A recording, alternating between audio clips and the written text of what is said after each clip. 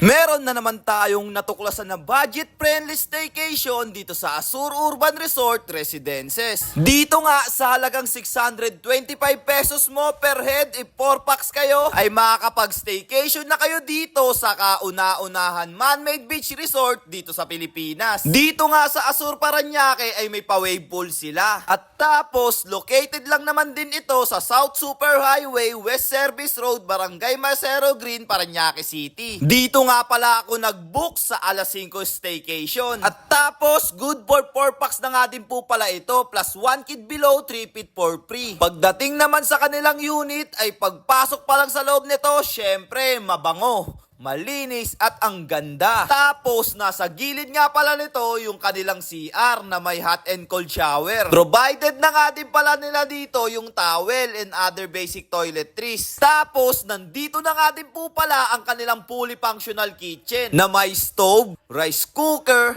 microwave, ref, cooking utensils at napakarami pang iba. Nandito na nga din po pala ang kanilang dining area. Medyo maliit nga lang yan guys, pero meron din naman sila sa balcony. At mas goods din dun guys kumain, lalo na't kapag kasama mo yung taong mahal mo sa buhay. Ang view nga pala sa balcony nila dito ay kita mo yung court, swimming pool, and beach, and city view. Meron na nga din po pala sila ditong duyan, wifi, aircon, at mini billiard. Bukod pa nga dyan ay meron na din sila ditong card and board games. Tapos may mini video okay na din sila. Pagdating naman sa TV nila ay meron naman din sila ditong Netflix. At tapos ang mahihigaan ninyong malambot na kama. May salamin na nga din po pala sila dito na kung saan ay pwede kayo mag picture.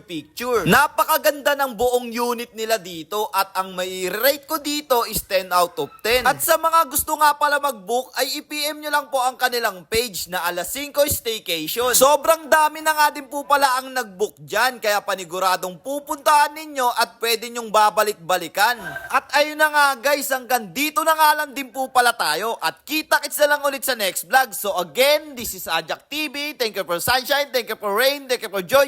Ingat, salamat, bye-bye, ble!